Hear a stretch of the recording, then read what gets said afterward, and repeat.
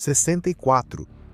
Esse dado que acabei de medir em 30 segundos prevê minha mortalidade cardiovascular melhor do que o colesterol ou a pressão arterial. E ninguém o utiliza se eu falar da frequência cardíaca em repouso, um biomarcador que você não vai esquecer nunca mais. Eu sou o Dr. Borja Bandera e há uma década venho te ajudando a se afastar das doenças. No vídeo de hoje você vai aprender como medir corretamente sua frequência cardíaca basal. Não é tão fácil de entender também porque é crucial para a sua saúde e, mais importante, você vai receber um guia prático para reduzi-la em tempo recorde. A primeira coisa que você precisa entender é o intervalo fisiológico da frequência cardíaca, que varia entre 60 e 100 batimentos por minuto. Acima de 100, falamos de taquicardia, e aqui existem muitos tipos, abaixo de 60 de bradicardia. Muito bem, sabemos que dentro desse intervalo de normalidade, para cada aumento de 10 batimentos por minuto na sua frequência cardíaca, em repouso ou basal, a mortalidade cardiovascular, veja só, aumenta de 8 a 17% e a mortalidade por qualquer causa aumenta em 9 a 22%. Como isso é possível? É isso que você vai entender hoje. Além disso, a relação dose-resposta é linear, é independente de outros fatores de risco cardiovascular e está presente em populações saudáveis e com doença cardiovascular. Um baita biomarcador, não é? Vamos explicar tudo isso. Veja este estudo enorme, realizado em duas coortes, uma europeia, norueguesa e outra asiática, em Taiwan, com nada menos que 692.217 adultos, muito grande. O que se observou foi que uma frequência cardíaca de repouso elevada de 80 a 99 batimentos por minuto conferia mais risco de mortalidade do que outro fator, um fator de risco bem estudado, a hipertensão arterial. Isso será ainda mais verdadeiro na faixa dos 20 anos. Mas é que, além disso, prediz mortalidade não cardiovascular, incluindo câncer de mama, coloretal, renal e pulmonar. O que sugere que não estamos diante de um simples marcador de risco cardiovascular, mas sim de um marcador de bem-estar e saúde geral. Apesar da simplicidade de sua medição, anos e de idade, de ir no grupo etário de 21 anos e no grupo etário, costuma-se justificar pela alta variabilidade e efeito, a influência das comorbidades nesse fator. Por isso, se precisamos de uma mudança de paradigma, trago esta informação para você. Você realmente deveria conhecer isso em primeiro lugar e, em segundo lugar, baixar sua frequência cardíaca em repouso, e é isso que você vai aprender a fazer em seguida. Mas você vai dizer, Borja, por que esse dado é tão importante? Pois porque em uma única métrica ele nos dá muita informação, muita mesmo. Veja, quanto maior a frequência cardíaca em repouso, menor o tempo de perfusão coronariana. Você sabe em que momento do ciclo cardíaco o coração é perfundido, ou seja, recebe sangue pelas artérias coronárias? Porque, claro, o coração bombeia sangue para todas as células do seu corpo na sístole, mas também como órgão ele precisa receber suprimento de oxigênio e nutrientes. Esse suprimento acontece na diástole, quando o coração se relaxa, o que ocorre quando temos uma frequência cardíaca muito elevada. A diástole fica mais curta e, portanto, também diminui o tempo em que o coração é perfundido. Cai muito e recebe pouco nutriente, é um coração em risco, mas também há excesso de ativação simpática. Quando temos uma frequência cardíaca em repouso elevada, uma frequência cardíaca basal acima de 80 batimentos por minuto, isso reflete um predomínio simpático sobre o parasimpático. Esse excesso crônico de atividade simpática promove um ventrículo esquerdo maior, disfunção endotelial, maior predisposição a trombos, dano renal e predisposição a arritmias letais. Já explicamos isso em muitos vídeos. O estresse pode te matar. Justamente neste vídeo recente eu falei sobre 10 sinais pouco visíveis de estresse crônico que você precisa conhecer. Seguimos, maior frequência cardíaca em repouso, menor VO2 max. O fato de que os melhores atletas de endurance do planeta tenham frequências cardíacas absurdamente baixas não é por acaso. Miguel Indurain tinha 28 batimentos por minuto, Eliud Kipchoge uns 35, Chris Froome de 38 a 40 e Michael Phelps, por aí, uns 38. Por quê?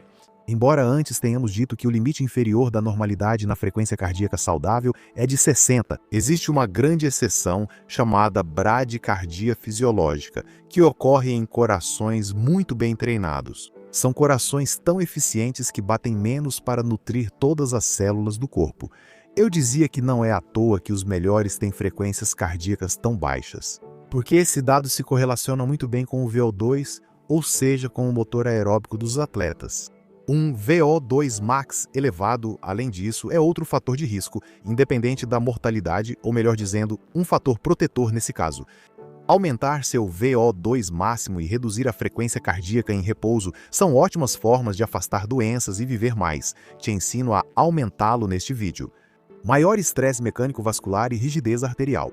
Maior cadência dos batimentos aumenta o estresse tensil na parede das artérias do coração. O endotélio, o revestimento coronariano, é exposto a mais estresse de cisalhamento, que são forças de cisalhamento oscilatórias. Um padrão mecânico pró-aterogênico, mas além disso, uma frequência cardíaca elevada, faz com que pouco a pouco as fibras elásticas nas paredes das artérias periféricas se rompam. O que acontece se essas fibras se rompem? A rigidez das artérias aumenta.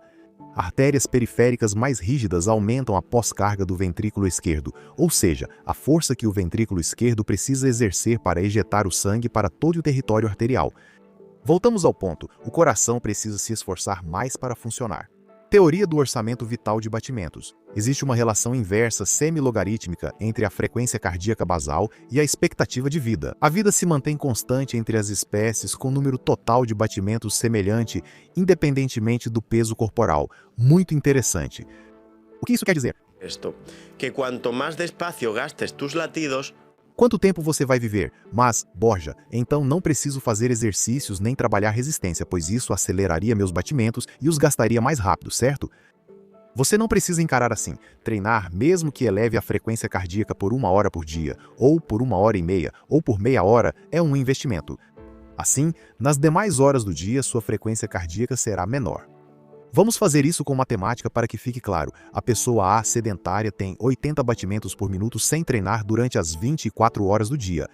São 115.200 batimentos no dia. Esse dado não é muito preciso porque isso varia, evidentemente, não somos robôs. A pessoa B que treina resistência treina 1 hora por dia. Nessa hora, ela chega a 130 batimentos por minuto, digamos, são 7.800 nessa hora de treino, mas no resto do dia vive a 60 batimentos por minuto, porque tem um coração bem adaptado. Então, no total, gasta 90.600 batimentos por dia, uma economia de mais de 25.000 batimentos em um único dia. Essa é a diferença que, além disso, vai se acumulando ao longo dos anos e das décadas entre ser uma pessoa treinada ou ser uma pessoa sedentária. Por isso, treinar é um investimento de tempo. Não tira seu tempo, te dá tempo. Em resumo, é fundamental entender: a frequência cardíaca em repouso reflete a saúde do sistema nervoso, cardiovascular, metabolismo e inflamação em apenas 1 semana. Uma métrica simples, acessível e elegante. É um preditor independente de mortalidade, pois reflete hiperativação simpática, disfunção autonômica, maior carga hemodinâmica e menor perfusão coronariana. Um ambiente pró-inflamatório e metabolicamente desfavorável que acelera a progressão da doença cardiovascular. Agora, como medi-la corretamente? Pois esse é o melhor da frequência cardíaca basal, que pode ser medida de forma simples. Você precisa avaliá-la, claro, no estado mais baixo de demanda metabólica. Quando? Geralmente ao acordar, antes de tomar café, chá, mate, qualquer estimulante, isso é muito importante. Agora, existem 2 situações que vejo aqui. Pessoas que têm um dispositivo inteligente e pessoas que não têm e precisam fazer uma medição manual, começando por estas. Esvazie a bexiga primeiro, pois cheia, eleva a pressão arterial e a frequência cardíaca por estímulo simpático. Depois, deite-se de costas ou semi-sentado com as costas apoiadas em um travesseiro. Use os dedos indicador e médio, nunca o polegar, sobre a artéria radial aqui, abaixo da base do polegar.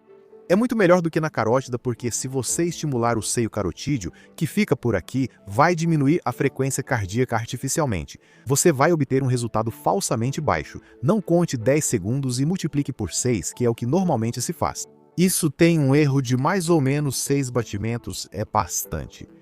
A opção ideal seria contar os 60 segundos completos, ou, alternativamente, contar durante 30 segundos e multiplicar por 2. Mantenha uma respiração natural durante a contagem. Não force respirações profundas, que é o que normalmente se faz também, porque no resto do dia você não vai fazer isso e vai acabar adulterando o resultado. Se você forçar a respiração, sua frequência cardíaca basal vai diminuir, mas isso não vai ser representativo. Se você tem um dispositivo Garmin, Apple Watch, Oura, Ring, etc. Qualquer um, então, o que vamos fazer com o relógio é o seguinte: ele deve ficar um dedo acima do osso do pulso e apertado o suficiente para que não entre luz externa, porque esses dispositivos medem por fotopletismografia. Eles usam uma luz verde para medir, repare, mas não deve apertar muito nem cortar a circulação. Em segundo lugar, o suor e a sujeira no sensor óptico podem causar ruído no sinal.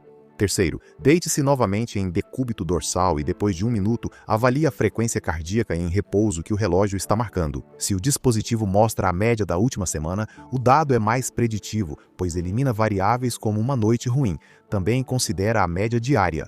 Atenção! Alguns fatores alteram bastante a frequência cardíaca basal. Mesmo pequenas quantidades de álcool aumentam a frequência cardíaca basal por causa da vasodilatação.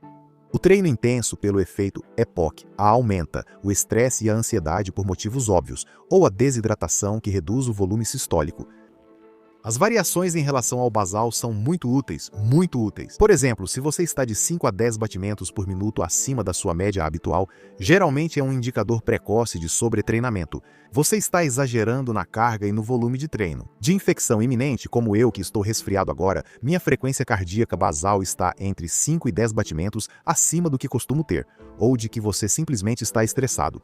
Você tem uma carga alostática muito elevada. Esse é um dado que você pode usar junto com a VFC, a variabilidade da frequência cardíaca, para tomar decisões melhores. Agora, Borja, qual é o meu objetivo? O que eu desejo? Em que nível devo manter minha frequência cardíaca basal? Bem, isso é discutível. Podemos dizer que abaixo de 60 batimentos por minuto é o ideal, desde que não exista patologia causando bradicardia, bloqueio de ramo ou outra alteração cardiovascular. Ou seja, o que queremos é gerar uma bradicardia fisiológica por adaptação cardíaca. E você não precisa chegar a bradicardias de elite, como a de ciclistas profissionais, evidentemente. Mas se você é capaz de ficar entre 40 e 50 de forma fisiológica, isso mostra um coração muito eficiente. Mas como eu disse, abaixo de 60 já é excelente. Muito bom. Entre 60 e 70 bom, aqui entraria a maioria das pessoas ativas e treinadas, e é um dado muito bom, você já tem menos risco do que a maioria da população. Entre 70 e 80 entrariam pessoas que, bom, treinam de vez em quando, mas em geral não são muito assíduas e não têm muita aderência ao treinamento. E acima de 80, aí sim você precisa se preocupar. Realmente é um nível de alerta que, de acordo com as diretrizes e com o que eu aprendi em medicina, seria totalmente normal. Mas sabemos, com as evidências atuais, que não é assim. Geralmente refere-se a pessoas sedentárias e, como disse, o risco cardiovascular aumenta bastante. Se sua frequência em repouso ultrapassa 100 batimentos por minuto, é preciso avaliação completa. Podemos ter anemia, diminuição do volume sanguíneo, uma infecção, algum processo intercorrente, seja qual for, mas não é normal ter uma frequência cardíaca em repouso acima de 100. Agora, como diminuir a frequência cardíaca em repouso? Isso é o mais prático, não é? Pois bem, o principal, como você imagina, é o treinamento aeróbico em diferentes intensidades. Isso é o principal para diminuí-la, o resto é complementar. O núcleo do seu treino deve ser a zona 2, onde você vai acumular pelo menos 200 minutos por semana. Sim, você tem que fazer isso. É um investimento muito bom. Isso seria complementado com treino HIIT de alta intensidade, mas apenas 1 ou 2 vezes por semana para evitar um excesso de ativação simpática. Se você exagerar na alta intensidade, vai conseguir o efeito contrário. Sim, a alta intensidade é muito boa para estimular diferentes adaptações para aumentar seu VO2 max, mas se você exagerar, no final, por hiperativação simpática, você vai aumentar sua frequência cardíaca basal. Por exemplo, funciona muito bem para mim fazer um protocolo norueguês 4x4 por semana para simplificar. Além disso, há intervenções interessantes como a sauna que talvez você não tenha relacionado. A sauna é um estímulo passivo que imita o exercício físico. O calor dilata os vasos, o que reduz a resistência periférica. Isso faz com que seu coração trabalhe em marcha forçada durante esse tempo e realmente tenha efeitos parecidos. A uma temperatura de 80 a 90 graus em 3 sessões semanais de 20 minutos você já consegue muito. Com base nisso, a evidência mostra que não há um teto de benefício para a sauna. Ou seja, se em vez de 3 sessões você faz 4, melhor. Se em vez de 4 você faz 6 por semana, melhor ainda. Se conseguir alternar com água fria, melhor ainda. Use o código EMPODERA100 na Recovital e economize 100 € em qualquer sauna. eles também instalam em casa e micronutrientes essenciais. Por exemplo, o magnésio é o calmante natural do coração, ajuda a regular os canais de cálcio. O ômega 3 melhora a fluidez das membranas celulares nos cardiomiócitos. O potássio é fundamental para a repolarização do coração. Como evitar excitantes? Se seu objetivo é reduzir a frequência cardíaca em repouso, será necessário diminuir o consumo de excitantes como cafeína, especialmente à tarde. A maioria de nós não sabem a real frequência cardíaca em repouso, pois sempre há algum estimulante no organismo. Ou seja, se eu medir agora como falei, não estou avaliando objetivamente minha frequência cardíaca em repouso porque já tomei um cafezão. Entende? Então, por hoje é isso. Você precisa conhecer esse dado. É muito útil, muito prático e fácil de medir. Me diga nos comentários qual é a sua frequência cardíaca em repouso.